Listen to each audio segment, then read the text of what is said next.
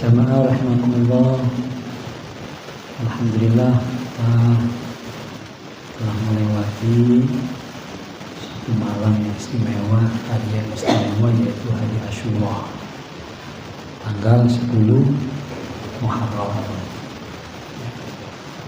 Walaupun ini ada perbedaan penetapan Asyurahnya.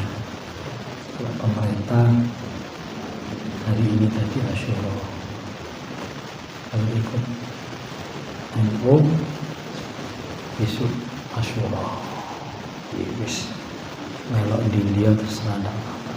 Apalagi penetapan Asyura ini kan tidak ada kaitannya dengan ibadah wajib, sehingga tidak perlu kita perdebatkan. Sedangkan yang berkaitan dengan ibadah wajib saja boleh-boleh saja berbeda, seperti Ramadan, ya, mengawali Ramadan, mengakhiri Ramadan. Kita sudah pengalaman berbeda, ya.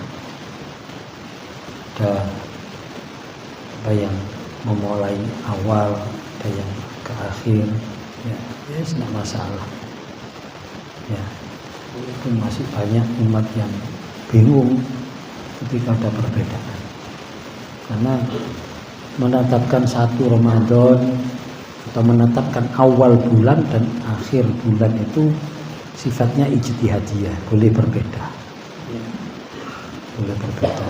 Tahun kemarin Indonesia bisa dikatakan berbeda Idul Adha-nya dengan Mekah, Madinah, tidak masalah, ya. Dan dalam kitab-kitab fikih memang secara jelas diberikan keleluasaan untuk menentukan, ya. Boleh seseorang menentukan dengan cara ru'yatul hilal, melihat langsung dengan mata kepala sendiri, atau mungkin dengan alat melihat langsung akhir bulan, ya. Biasanya di garis-garis pantai, melihat di mana-mana, ya, Tanjung Kodok atau di mana, boleh, monggo, ya. Memang ahlinya mengetahui berapa derajat dan lain sebagainya. Nah, kita sih nggak ngerti, sih nggak itu hal ini, nggak usah melong-melong, ngelihat barang, nggak usah nonton kecai, kono nggak lapor-lapor. Boleh dengan cara hisab atau menghitung dengan menggunakan ilmu falak, itu juga ada rumusannya, itu juga ada disiplin ilmunya. Banyak digunakan oleh ulama-ulama kita, yang kadang berbeda, ya tidak apa-apa. Biasanya pondok pesantren Gading itu kan beda, ya, dengan umumnya orang NU katakanlah. NU Muhammadiyah berbeda, itu sudah biasa lah, sudah. Orang NU sama orang Muhammadiyah sudah familiar dengan perbedaan itu, sudah biasa, ya. Atau kalau kita tidak mau mengikuti siapapun, boleh kita istiqmal, menggenapkan, ya. NU ini kalau dihitung istiqmal, ya, maksudnya genap 30 hari. Kalau yang ikut pemerintah kemarin itu Dzulhijjahnya 29, tidak masalah. Ini perlu saya sampaikan supaya kita terbiasa dengan perbedaan ini. Ya, sementing rukun, sementing kita saling mendoakan, taqabbalallahu minna wa minkum. Semoga amal ibadah kita diterima semuanya. Doa kita dipanjatkan, yang kita panjatkan diterima, dikabulkan oleh Allah. Semuanya tunggu dinungol mari. Ya. Kadang ya si ono sing bingung Ramadan mana itu kok membingungkan ya keputusan. Ya sing bingung awakmu ta jenenge Pak ngaji, awakan ya gak bingung lah apa. Gak masalah, sing penting poso. Sing membingungkan itu sing gak melok poso, melok riyo lah itu. Ono sing aliran-aliran seperti itu kan ada. Poso enggak tapi melok riyo lah ini. Nah, ini yang membingungkan nih. Ini madhab Imam Sopo gak ngerti aku. Ini juga gitu. awal Muharram kemarin ya, sempat tanya mana kok sih ada yang Sabtu malam Minggu, ada yang Minggu malam Senin. Ini kita doanya dongo loro-loro nih lah mari ya. Saya juga itu, saya dongo awal tahun Sabtu malam Minggu, Minggu malam Senin ya dongo meneh. Dongo besusu nih, dongo besusu pindo ya. Cek sehat ini. Oh besusu ya dibahas. Tambah sehat tambahnya pindo.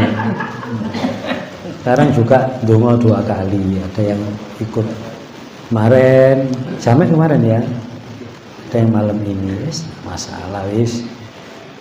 Yang penting kita benar-benar bisa mengambil hikmah dari peristiwa Asyura. Asyura itu apa sih? Asyura itu bisa digambarkan bulan hari Asyura atau tanggal 10 Muharram ini memang sengaja Allah mau mengingatkan kita semua tentang apa? Tentang begitu besar pertolongan Allah Subhanahu wa taala. Begitu besar taufik hidayah dari Allah Subhanahu wa taala. Karena secara ini memang ini adalah kemenangan para nabi. Bahkan Nabiullah Adam alaihissalam diciptakan ya, terus diturunkan dari surga ke bumi dan diterima tobatnya itu di hari Asyura. Kapalnya Nabi Nuh itu berlaku di hari Asyura ya. Terus termasuk Nabi Yunus keluarkan dari perut api Asyura. Nabi Yusuf diangkat dari sumurnya itu juga Asyura ya. Masuk Nabi Musa ya, dimenangkan oleh Allah dengan tenggelamnya Fir'aun itu hari Asyura. Makanya saat Rasulullah SAW hijrah ke Madinah, orang-orang Yahudi itu puasa Asyura. Puasa Asyura, ditanya sama Rasulullah, kenapa kalian puasa Asyura? Ini hari kemenangan Nabi Musa dan Bani Israel dari musuh-musuhnya, dari tentara Fir'aun. Sebab itu kami berpuasa untuk syukur pada Allah. Ya, Rasulullah mengatakan, nahnu haqqu bi Musa minkum. Ya, kami lebih berhak mensyukuri Nabi Musa daripada kalian, karena kalian menyimpang dari ajarannya Nabi Musa. Rasulullah menegaskan bahwa kami umat Islam adalah ajarannya yang sejalan, selaras, tidak bertentangan dengan Nabi Musa, bahkan meneruskan ajaran Nabi Musa, terutama ajaran Tauhidullah. Nah, ini masuk yang berkaitan dengan Nabi Ibrahim juga kan, dan juga banyak nabi-nabi ya, itu kaitannya dengan tanggal 10 Muharram atau hari Asyura. Yang ini mengingatkan kepada kita atau memberikan pelajaran kepada kita bahwa sekelas nabi-nabi dan para rasul saja itu masih membutuhkan yang namanya pertolongan Allah SWT. Dan kemenangan yang dicapai oleh para nabi ini tidak mungkin tanpa pertolongannya Allah Subhanahu wa taala. Makanya ini harus kita jadikan pegangan teguh ya, bahwa kita semuanya kalau ingin selamat ini harus mengandalkan pertolongan Allah, bersandar benar-benar kepada Allah Subhanahu wa taala. Tanpa pertolongan Allah, tanpa taufik hidayah dan inayahnya Allah, tidak mungkin manusia ini bisa selamat, bahagia dunia akhirat. Makanya petunjuknya Allah, pertolongannya Allah ini selalu kita minta ya. Selalu kita minta. Dan setiap hari ya kita membaca suratul Fatihah, di situ kita minta hidayahnya Allah SWT, minta petunjuknya Allah SWT. Tanpa hidayah tidak mungkin kita bisa selamat. Nah, kenapa? Ya karena manusia ini sangat lemah sekali. manusia ini bahkan tidak tahu apa yang akan terjadi. Wa ma tadri nafsun madza taksibu ghadan. Tidak ada yang tahu apa yang akan terjadi nanti. Kalaupun ada orang yang disebut weruh sadurunge winara atau tahu sebelum terjadi, itu bukan karena dia yang tahu, karena Allah yang memberi tahu. Saking dekatnya dengan Allah SWT kan, Allah menggambarkan para aulia, orang-orang yang menjadi kekasih Allah SWT karena ibadahnya, karena kedekatannya dengan Allah SWT. Itu sampai disebutkan kuntu sam'ahu alladhi yasma'u bih wa basarahu alladhi yubsiru bih. Nah, itu kan menunjukkan bahwa Allah ternyata semuanya itu Allah. Nah, Allah menegaskan bahwa orang-orang yang kalau cedek kali itu Allah, dekat dengan Allah, tentunya kedekatannya itu karena ibadahnya. Karena ibadahnya itu Allah sendiri yang menegaskan. Ya. Jadi pendengarannya adalah pendengaranku, matanya adalah mataku. Ya. Dong mripate Gusti Allah ya ketok ae. Masa disingit ya ketok. Dirasane kok ya ya krungu, telinganya Allah. Jadi kalau beliau sebenarnya tidak mengerti apa-apa, tapi karena begitu dekatnya dengan Allah, akhirnya Allah memberikan keistimewaan semacam itu. Nah, ini harus kita pahami supaya ketika kita diberikan kelebihan oleh Allah, kita tidak perlu menepuk dada, ya. Karena ya semuanya pertolongan Allah. Kita bisa hadir di sini, kita bisa kumpul di sini, majelis ini bisa berlangsung sampai sekian tahun. Yang tahu majelis ini, yang katanya 20 ya, 20 tahun lebih ya. Majelis ini 20 tahun lebih ya.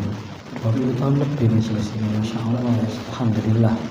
Ya, ini zaman ini jangan kata yang enom jangan bisa. Ya. Masuk ya ada beberapa yang angkatan pertama ini ya. Ya. Sakit mas. Ya, video diwasian. Ya. Ini bisa berjalan sekian tahun istiqomah tidak lain karena pertolongan Allah SWT. Bukan karena siapa-siapa, bukan karena saya, bukan, tanpa pertolongan Allah. Makanya ketika kita menyandarkan apa yang kita capek sekarang dengan perbuatan kita, dengan amalia kita, maka di situ tauhid kita sudah goyah. Tauhid kita sudah goyah. Para nabi itu tidak ada yang merasa hebat. Sampai sekelas Nabi Sulaiman. Nabi Sulaiman kan termasuk diberi keistimewaan banyak ya. Ya rojo. Terus nabi juga rasul.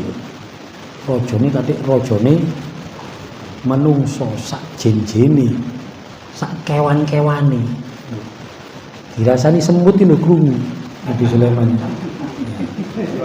Ngono semput ngomong makoli krungu. Nabi Sulaiman. Ini ya. Memang benar-benar luar biasa Nabi Sulaiman. Loh ini beliau hanya mengatakan apa? Hadza min fadli rabbi. Ini adalah anugerahnya Allah. Ini adalah pemberiannya Allah. Liya beluani an ashkur am akfur. Ini hanya untuk menguji aku, ngetes, nguji.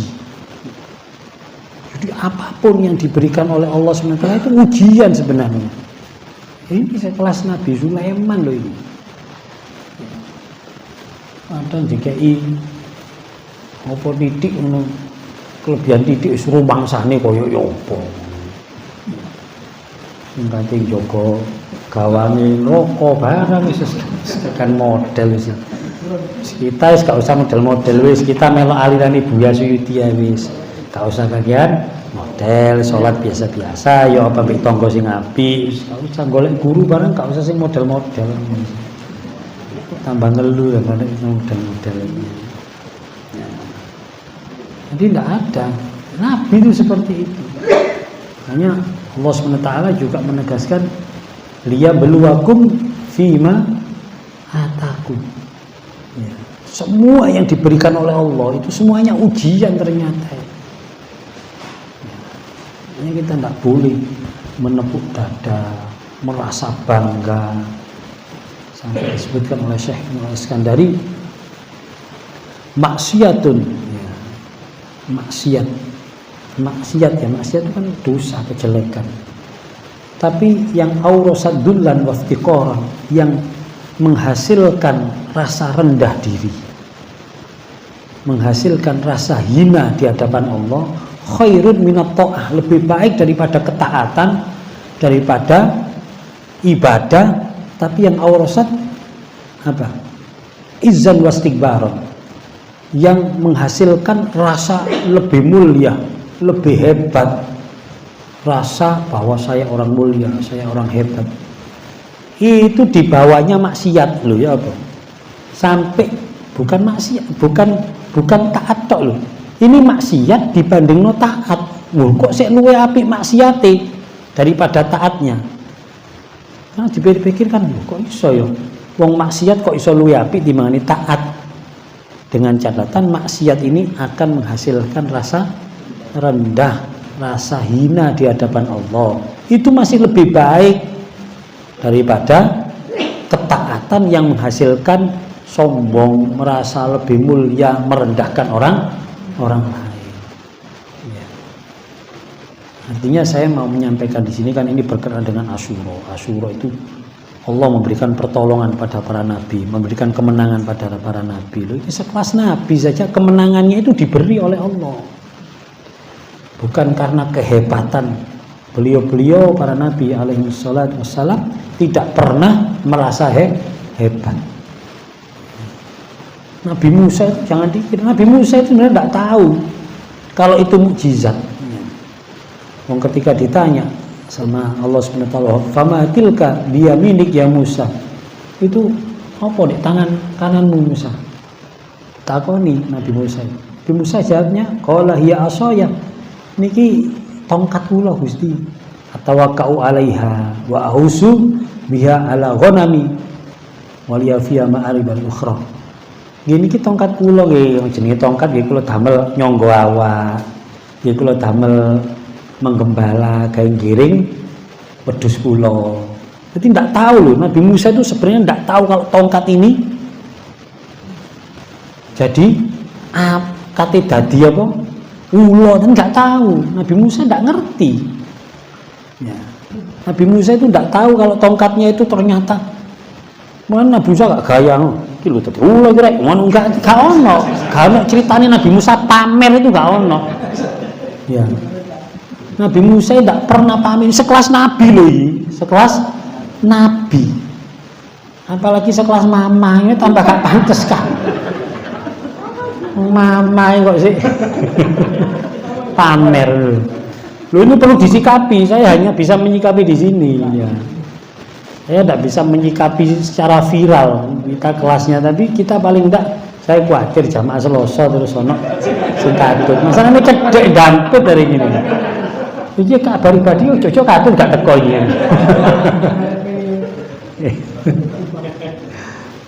Ini supaya kita ini tidak katut sing model-model. Salah ya. Apapun kesaktiannya enggak ono sing pamer sakti. Nabi itu tidak ada yang pamer sakti. Sekelas Nabi Musa sing tongkate koyo ngono gitu. Waktu itu gak ngerti. Gini ki tongkat kula Gusti, niki kula damel nyangga awak wong tongkat, niki kula damel angon. Jawabannya sederhana seperti itu. Ya. Makanya ketika tongkat ini berfungsi sebagai mukjizat, itu kalimatnya wa auhayna ila Musa. Wa auhayna ila Musa. Artinya Nabi Musa ini diperintahkan Jadi saat itu secara dalam tanda kutip spontanitas. Waktu itu Nabi Musa menemui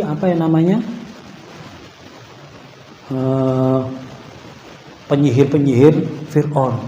Waktu penyihir Fir'aun melemparkan tongkatnya dadi ula kabeh, Nabi Musa bingung. Ya apa iki aku iki. Akhirnya auha Musa. Wa auhayna ila Musa. Allah memberikan wahyu kepada Nabi Musa. Wis uncalno. Tongkat uncalno pisan. Dan Nabi Musa enggak tahu kalau dilempar ini akan jadi ular, enggak ngerti Nabi Musa. Karena dalam ayatnya itu wala mudbiron walam yuakib. Loh. Waktu Nabi Musa nguncal dadi ular, Nabi Musa melayu sangko dine kok dadi ular ngono. Sampai melayu Nabi Musa. Nggih. Wala mudbiron. Jadi dia sampai ngingkur ya. Dikon nguncal dadi ular tambah gawedhe ular nih. Ya wedi Nabi Musa lho. Wis dadi ular iki. Melayu Nabi Musa sampean. Ya, sampai Nabi Musa diingatkan, ya Musa aqbil wala takhaf. Nah, innaka minal aminin. Ojo wedi Nabi Musa lho. Kan berarti Nabi Musa sempat wedi. Nabi Musa gak ero, jangan dia kira Nabi Musa itu seru iki bakal dadi ula. Terus waktu penyihir nguncalno ulane dadi ula kabeh. Terus Nabi Musa kon ulamu cilik. Delon iki. Gak ngono, gak koyo di film-film pendekar ngono enggak. Nabi Musa itu nabi itu, rasul dan nabi, dan Nabi Musa termasuk nabi rasul besar itu, rasulnya Bani Israel itu luar biasa. Iku modelnya kayak ngono. Gak gaya mekitik ngono enggak. Buktinya setelah itu Nabi Musa gak moro gawe dulinan. Kumpul-kumpul ayo gawe kula koyo gawe pertunjukan koyo limbat ngono enggak ngono lho. Ndak ada. Nabi Musa yo apa jare Gusti Allah. Ya, termasuk ketika di gene laut. Nabi Musa sempat dipaido, dipisu-pisu ya mbek wong Bani Israel. Wong diuber-uber kan Bani Israel kan semuanya mengikuti Nabi Musa. Ayo sini. Ini kabeh melok Nabi Musa, baru di laut rek. Dan Nabi Musa kan apa jare Gusti Allah, wis terus Musa, wis. Akhirnya di laut iki toleh-toleh, sedangkan di sana sudah nampak debu yang membumbung dikejar oleh tentara Fir'aun. Iku wong Bani Israel kan ceritanya kan ngelamak-ngelamak nang Nabi Bani Israel. Nang Nabi ngelamak, lho sampai lek gak cocok ambek Nabi pateni. Lho iku Nabi Musa. Bani Israel. Itu kan yang sering membunuh Nabi itu kan Bani Israel. Sering ngilokno maido. Ya. Mana lek sing sering ngilokno ulama itu kira-kira turunane Bani Israel turunane. Ulama kurang ajar kan kiai kan ulama warasatul anbiya. Nek biyen para nabi sing dipisui, saiki para ulama kiai sing dipisui. Wis pokoke jak melok Bani Israel iki. Lah itu sempat dipisui. Ya apa sih Musa iki? Apa iki? Mosok koyo ngene iku diuber iki laut lho iki. Ya apa iki mundur mati rene nyemplung ke dalam mati. Nabi Musa, aduh ya apa kira Gusti Allah iki. Ya gak ngono, wis pasrah dikon Gusti Allah. Akhirnya fa'auhayna ila Musa an adrib bi asokal bahr. Nah, maka diwahyukan kepada manusia. Kami wahyukan kepada Musa untuk memukulkan tongkat ke laut. Fanfalaqo. Fakana kullu firqatin kullu firqin qatail azim. Akhirnya bisa lewat ya. Termasuk ketika di tengah perjalanan Bani Israel kan terdiri dari 12 klan misalnya, 12 Bani atau apa gitu ya. Bani Israel klan-klannya ada 12. Itu rebutan ngombe. Akhirnya fakul nadrib bi asokal hajar fajarat min husnata asyrata aina. Itu sampai dipukulkan ke batu akhirnya keluar air. Setelah itu sudah tidak ada lagi cerita tentang tongkatnya Nabi Musa, itu sudah tidak ada. Ya. Karena benar-benar kalau para nabi ini benar-benar Tauhidnya luar biasa. Beliau tidak mempermainkan mukjizat, ya, tidak mempermainkan mukjizat, kelebihan tidak, bukan untuk permainan. Ya selesai sudah. Malah sekarang tongkatnya Nabi Musa itu yang dikatakan di mana sekarang? Di Turki, ya, di Museum Topkapi itu ada tongkatnya Nabi Musa. Biasa tongkatnya Nabi Musa. Ya sudah selesai. Sudah tidak ada lagi. Di Quran itu ceritanya tongkatnya Nabi Musa ya itu dadi ula, membelah lautan, terus mengeluarkan sumber dari batu besar. Wes, kalau Nabi Musa nggak pertunjukan tongkate dengan mamer-mamerno, terus kalau istilahnya pamer-pamer gitu ndak ada.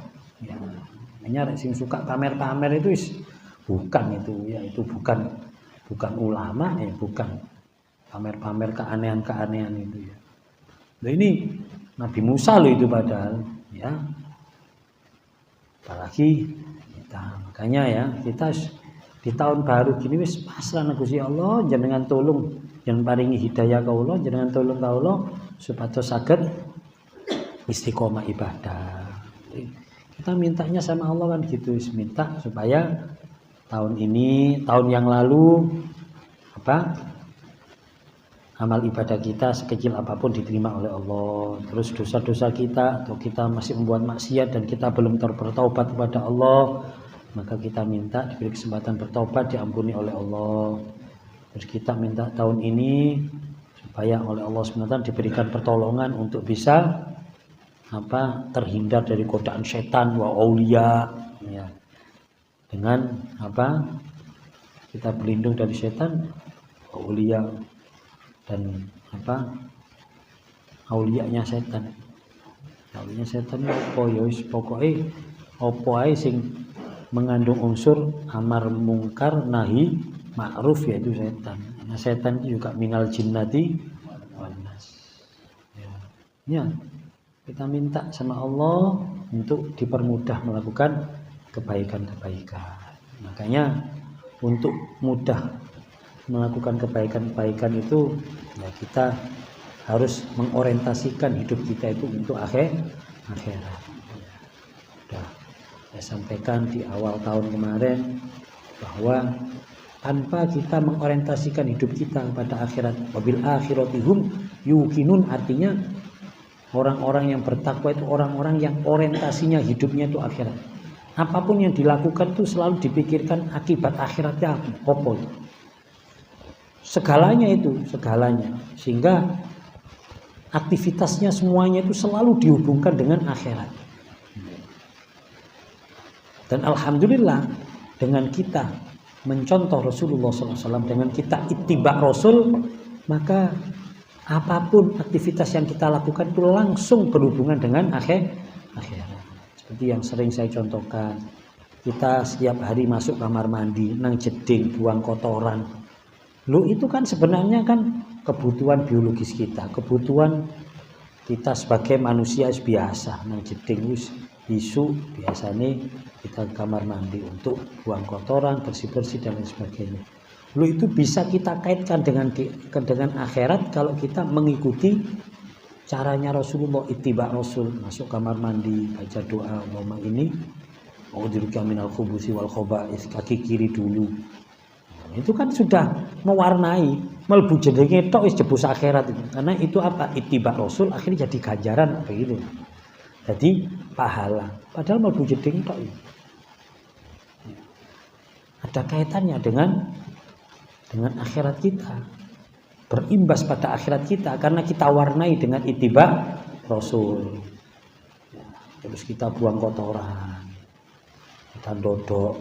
Aku tahu eling karena guruku biyen Rasulullah kalau pipis dodok wis aku.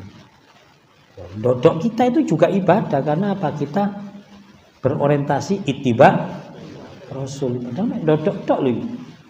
Itu kalau kita punya nomor rekening, buku rekening pahala itu langsung nambah saldo, pemberitahuan.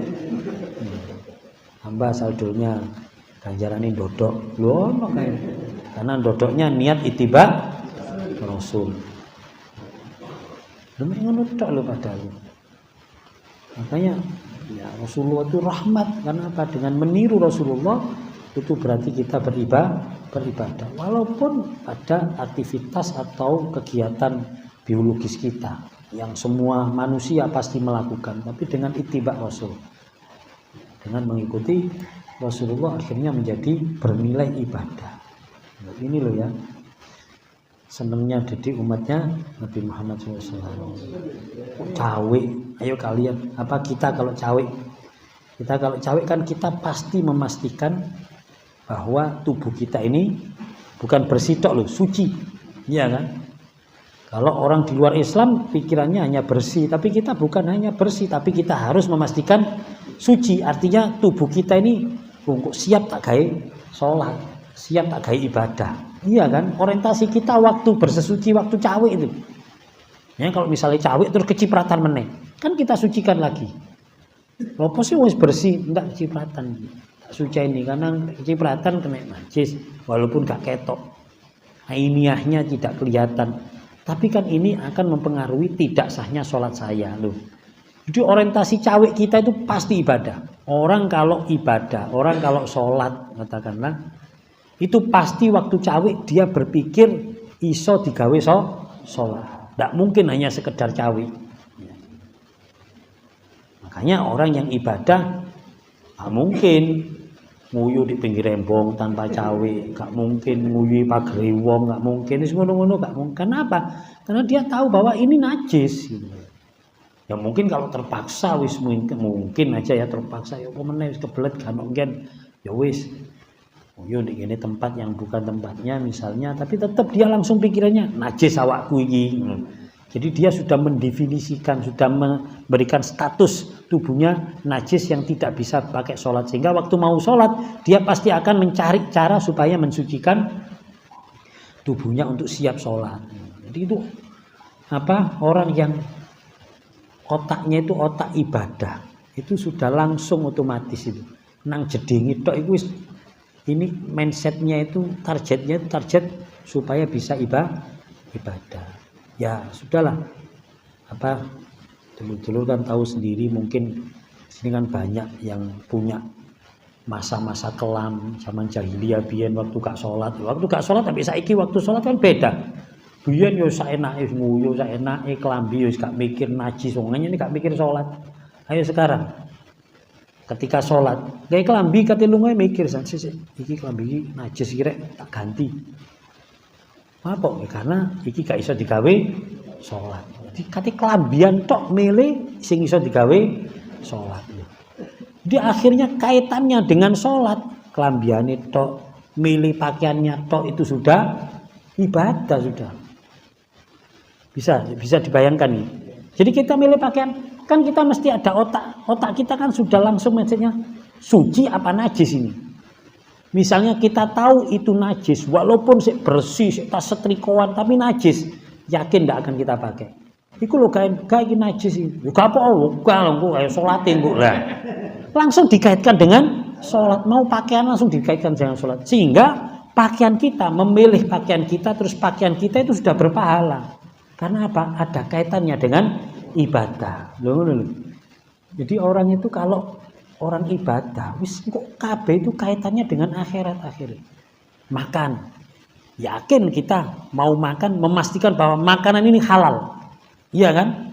Halal dari segi zatnya. Oh, ini terbuat dari bahan-bahan yang halal. Halal dari segi statusnya. Iki wae sapa. Gak mungkin kita gak jelas wae sapa moro dipangan kan gak mungkin. Ya. Barang mari geleget wae sapa iku mau, wis mari mangan glegeken kae takon wae sapa. Kan gak mungkin. Kita akan memastikan. Kenapa? Karena kita tidak mau makanan ini makanan yang haram. Subhat saja kita tidak mau, gak jelas saja kita tidak mau. Nah, itu sudah makannya saja sudah kaitannya dengan halal haram. Halal haram ini berarti urusannya dengan akhirat, dengan ibadah, dengan ketetapan Allah, urusannya dengan Allah. Akhirnya kita milih panganan-panganan. Loh iya. Lagi kalau kita kesempatan ke luar negeri yang di situ negaranya mayoritas non muslim, wah itu jenenge mangan iku Masya Allah, kita masih delok-delok dhisik. Oh dia aman. Wis kadung seneng petokane enak. Wah, gak aman gak sido. Loh. Itu luar biasa, itu ibadah yang luar biasa. Makanya saudara-saudara kita yang di sana ya walaupun nampaknya bisnis memberikan mendistribusikan, mensuplai barang-barang halal itu termasuk bisnis yang ada unsur ibadah karena mempermudah orang untuk mendapatkan makanan halal, yang makanan halal ini merupakan ajaran agama, ketetapan Allah Subhanahu wa taala. Ini Masya Allah ya. Dan ini tanpa pertolongan Allah kita tidak mungkin ya, bisa melakukan ini. Sekali lagi, ketika kita diberikan kesempatan untuk bisa beribadah, bisa melakukan kebaikan, katakan bahwa ini adalah pertolongan Allah.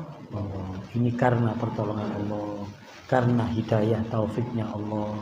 Nah, itu jangan pernah menepuk dada aku ya. Mulai kok ngaji, ketemu koncone sing durung tau ngaji. Kok ndek ngaji rek kono aku ngerti uripmu. Nah, aku mulai Joko mek tuwek ngaji. Wah, ini langsung jatuh langsung kebaikan kita. Loh iya, ada ceritanya itu kan ya. Ada dua orang yang ahli maksiat ambil ahli ibadah. Bertemu. Dua-duanya bertemu. Papasan, terus sing ahli ibadah melihat orang yang ahli maksiat itu nyingkur. Akhirnya dia menghindar. Sing ahli maksiat delok sing ahli ibadah juga menghindar. Dua-duanya menghindar. Tapi alasan menghindarnya berbeda. Yang ahli ibadah ini menghindari orang yang ahli maksiat karena nggak seneng.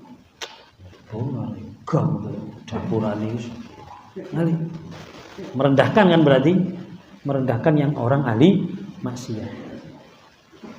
Sedangkan yang ahli maksiat ini waktu ketemu sing ahli ibadah sungkan. Aduh isin aku ono abai, ono ustaz, ono isin karena merasa awak wis apalagi ndelok pakaianku kok ini gak karu-karuan.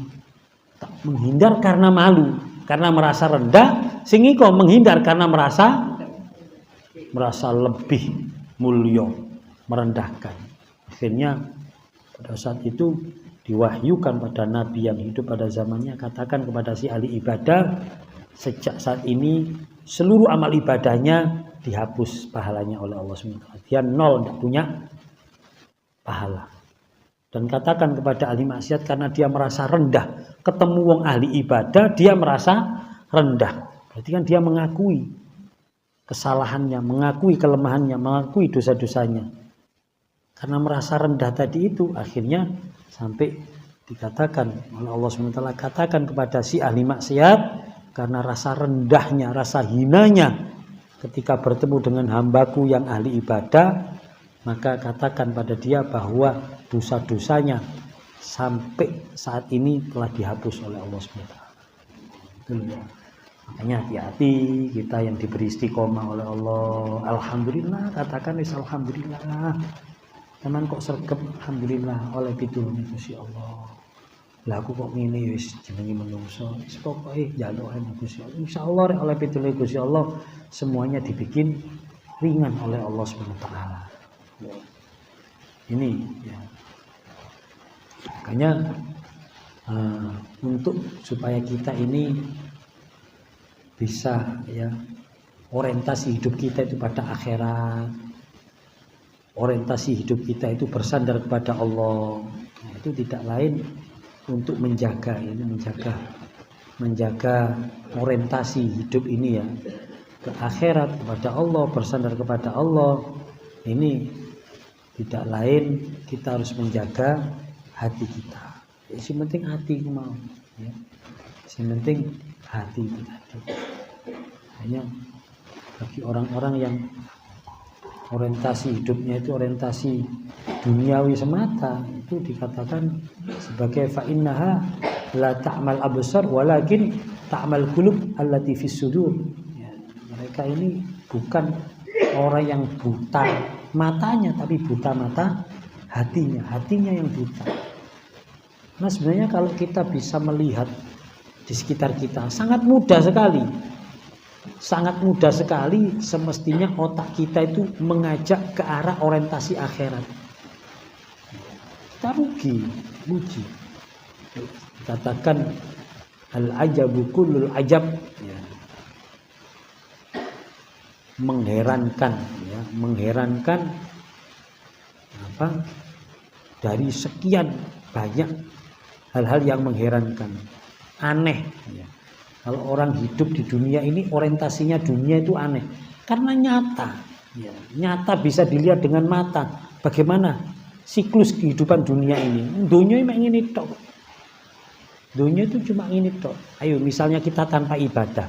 Apa uripe dhewe itu sampai digambarkan oleh Syekh Ibnu Al-Iskandari koyok kalau di zaman dulu ya atau di beberapa negara itu kan ada yang penggilingan menggunakan keledai. Kalau di sini ada sapi kan ya. Sing ono gilingan muter gitu loh. Ya. Sapi. Kalau di sana keledai. Itu gambarannya. Wong rek uripe orientasine gak ono ibadane. Urip urusane mek donya tok. Ya koyo keledai. Keledai. Ya bayangkan ya ngono tok kan. Ayo, ya apa sih uripe? Turu jeding mareng ngono nyambut gawe mangan gawe golek dhuwit gawe mangan wis gawe ngono-ngono iku terus turu meneh wis ngono tok mulak kan ngono. Terus kalau kita ndak ada ibadah yang kita orientasikan akhirat kaya apa di dunia mek mulak ngono ae. Blenger lho urip di dunia koyo ngono tok ae. Masa kita ndak blenger? Wis gak ono apa-apane. Mangano awakan menungso masih sak suge-sugene mangan sak pira sih? Ya. Mangan sak manganan 3 piring yo gak kuat ya. Masih wong sugih sak piring. Malah kadang-kadang juragane ambek pembantune mangane akeh pembantune. Lho iya, ndang.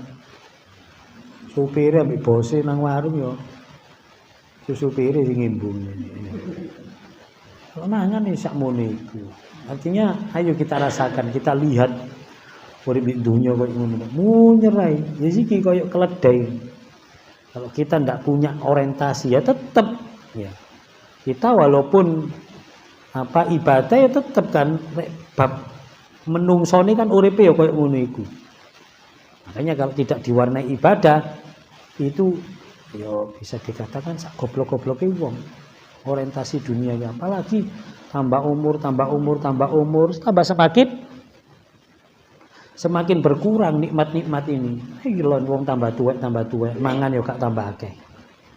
Iya kan? Mangan tambah didi. Bahasane weteng tuwek sak pira mangane? Ya sak mono iku. Kok dikek akeh yo masalah. Apalagi wis diaban-abani mbek dokter, ini sudah mulai lo ya, ini kolesterolnya sudah mulai, ini asam uratnya, ini diabetesnya, kena ngono wis, kate mangan wis grogi ya wis. Diundang akiko ambek tanggane, ketok sujane tok sengaja. Garingan iki. Putuan loro, ya Allah. Diundang akiko kan undangane sak Renio tak bleno wedhus kan ngono asline. Lah kok ndak garingan njaluk ceplok iki. Lah dipikir-pikir lucu tapi ya gak lucu sebenarnya. Itu kan ya sekolah menungso. Kok nek dikeki sugih duwe akeh ya wis mangane terbatas. Tambah sugih, pabrik tambah akeh, tambah tuwek ya wis. Tuwek ya sakmono iku mangane. Wis otomatis iku wis bahasane weteng tuwek itu otomatis porsi makannya itu berkurang dengan sendirinya. Nek wong tuwek tambah geragas yo gak normal berarti wis. Iku kudu dadi pijetno iku ya. Biasane kedelenges kaset ngono biasa. Ono wong tuwek tambah geragas. Mesti tambah didi, ya. Sampai saya sebut, tapi gak usah kena penyakit ya sih. Nek untu entek ngono wis mangane wis berkurang. Lho iya bener. Saya ingin boleh haji cabut untu ya Allah, ana untu sing dicabut. Wis mulai berkurang meneh ya. Wis ana untu. Wis kate gak ono gantine meneh untu wis umur-umur sakmene ya wis 16 ya ilang wis. Gak ono moro tumbuh lagi ya gak ono. Ya. Iya malah itu pasangan. Nandang mikir iya untu iki tekone kari tapi mulai dhisik.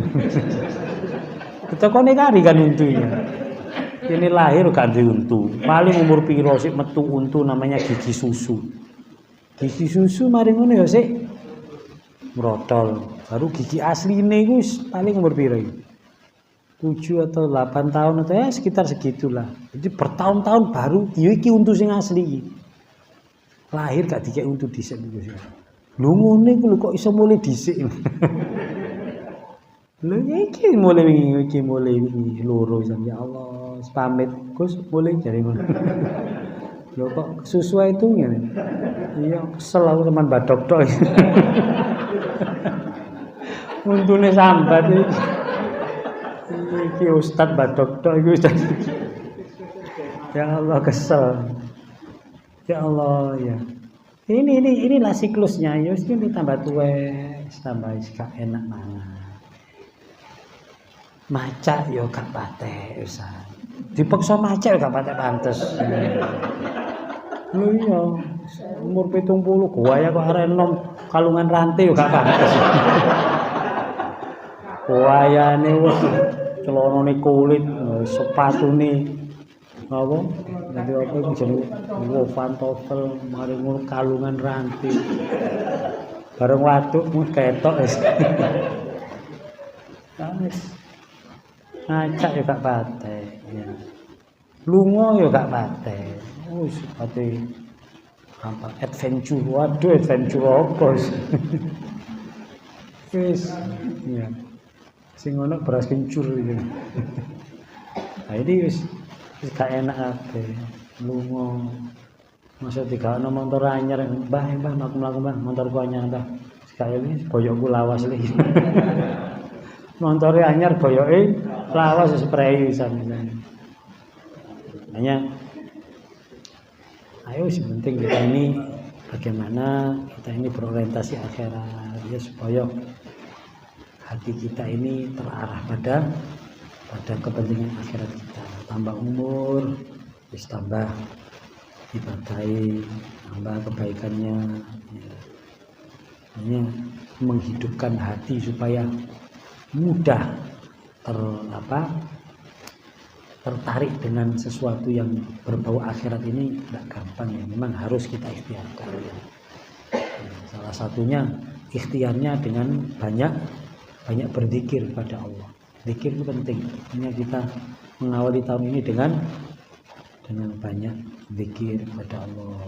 Ini moco hasbunallah wa wakil wal maula wal nasir.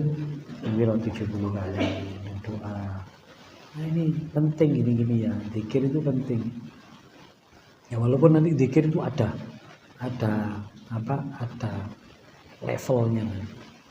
Tidak apa-apa ya, kita ini harus ini salah satu bentuk ikhtiar kita supaya tetap hati kita ini tertambat pada hal-hal yang berbau akhirat. Itu kita harus punya zikir, punya wirid. Ya semua wirid apa ya. Yang sekiranya wirid ini bisa istiqomah. Ya. Lah tandanya orang istiqomah itu nanti kalau kita ketika meninggalkan itu ada rasa menyesal. Nah, itu tandanya Allah memberikan kesempatan kita untuk bisa istiqomah. Kita baca terus baca. Kok pas lali atau jenenge menungso terlewatkan. Aduh, lali rek durung maca. Ono getone itu sudah insyaallah sudah mulai hatinya sudah mulai diberi kesempatan Allah untuk istiqomah. Dan tidak perlu kudu khusyuk. Ya, wiritan ini tidak perlu harus khusyuk. Wah, aku timbangane gak khusyuk, wani gak wiritane yo ojo. Ya. Wis wiritan ae Mas yo gak khusyuk. Wong itu level kan nanti ya. Sementing wiritan. Bagaimana Syekh Ibnu Al-Iskandari pernah mengatakan la tatsrukid dzikra li adami khudurik ma'allahu fi. Jangan kamu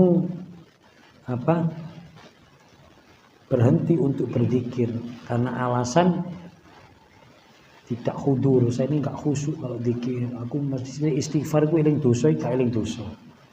Ya. Jadi waktu bersolawat gak eling Nabi Muhammad belas. Ya apa iki? Kau apa? Itu namanya zikir ma'a ghaflah.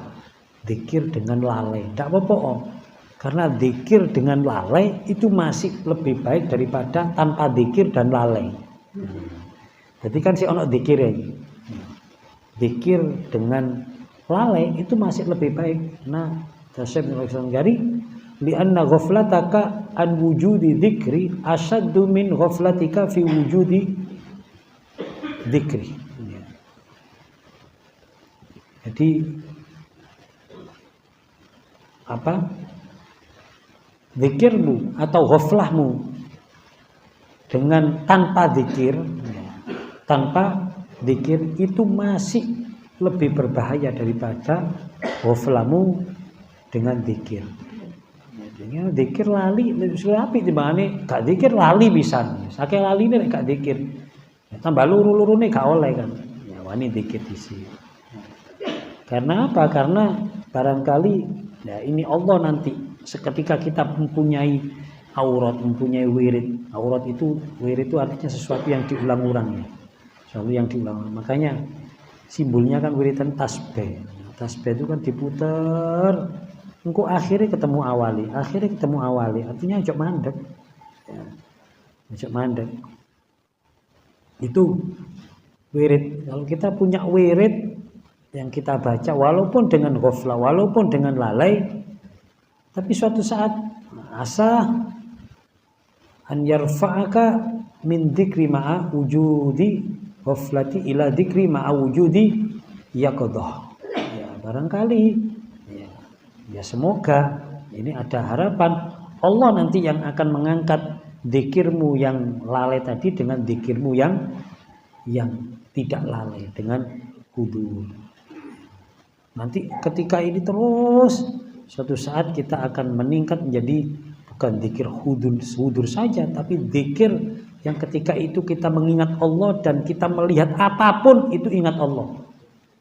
Wah, kalau seperti itu nanti ada makomnya. Ini banyak ulama-ulama kita itu, makomnya gak nyekel tasbih bisa. Justru si nyekel tasbih ku mungkin makomnya sik makom sing pertama. Tapi ada ya, tapi bukan berarti orang yang nyekel tasbih itu sing makome ini enggak juga. Ya, kita enggak tahu lah, makom itu yang tahu hanya Allah. Ya.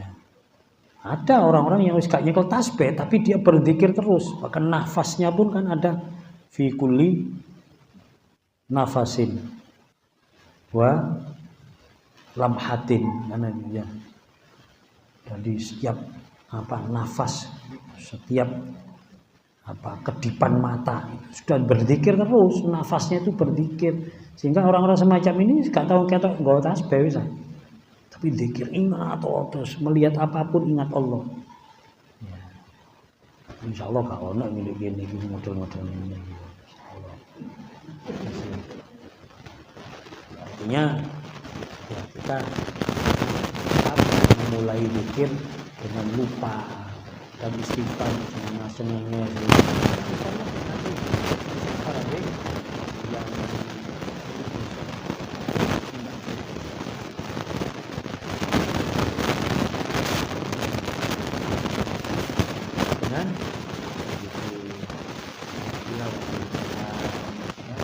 termasuk menghidupkan hati supaya hati kita, hati yang hidup itu hati yang mudah terdorong untuk melakukan kebaikan.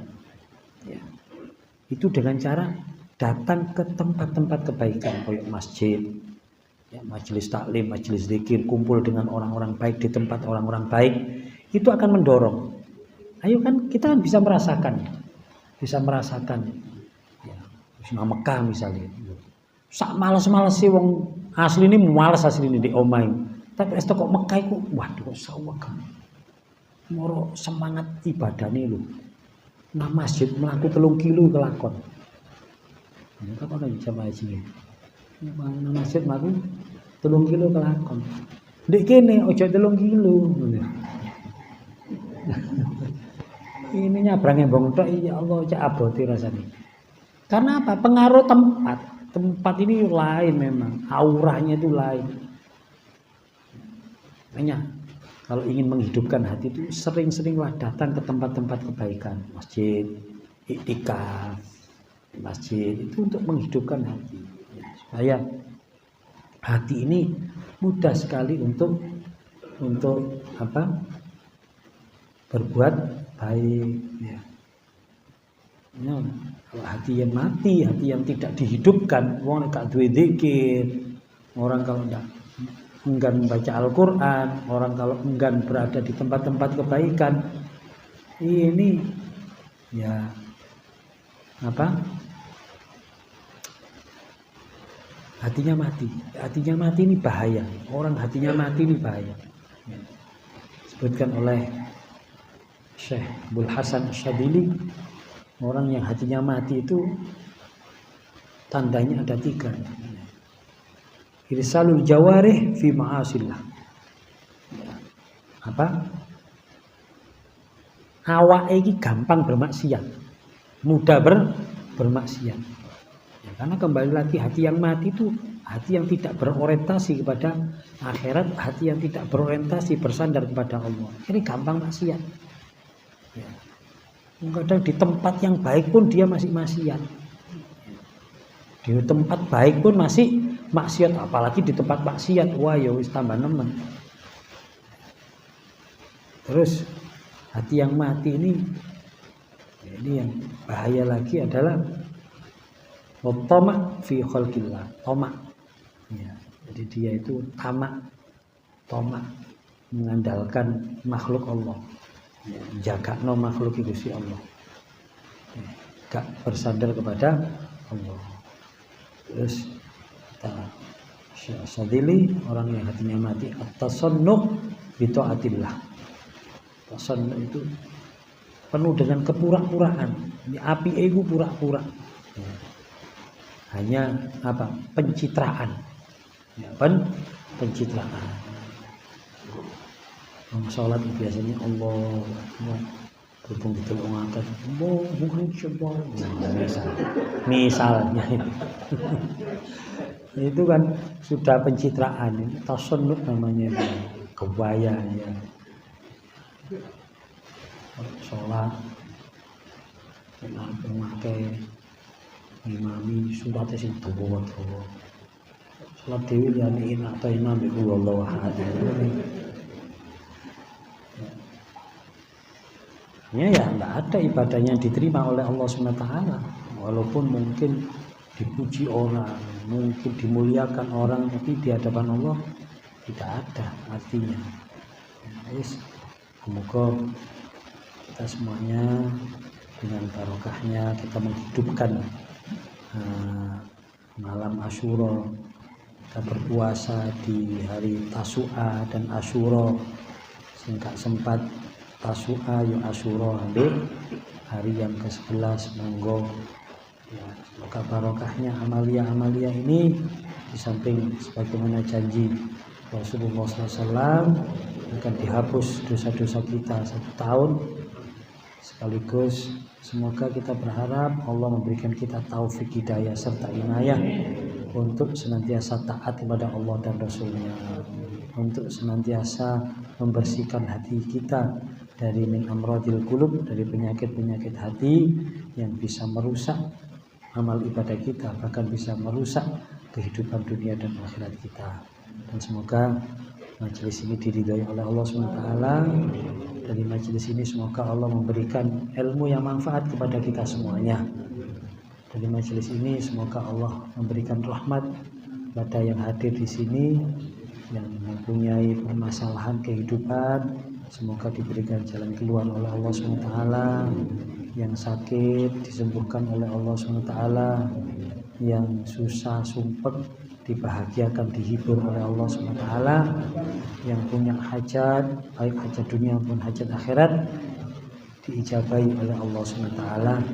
Dan pada akhirnya semoga kita kelak ketika sudah waktunya ajal menjemput kita dalam kondisi iman Islam husnul khatimah, kita menghadap Allah dan Allah ridho kepada kita semuanya. Amin Allahumma amin.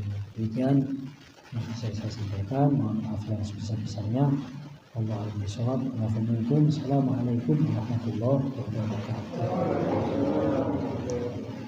Subhanakallahumma wa bihamdika asyhadu an la ilaha illa anta astaghfiruka wa atubu ilaik.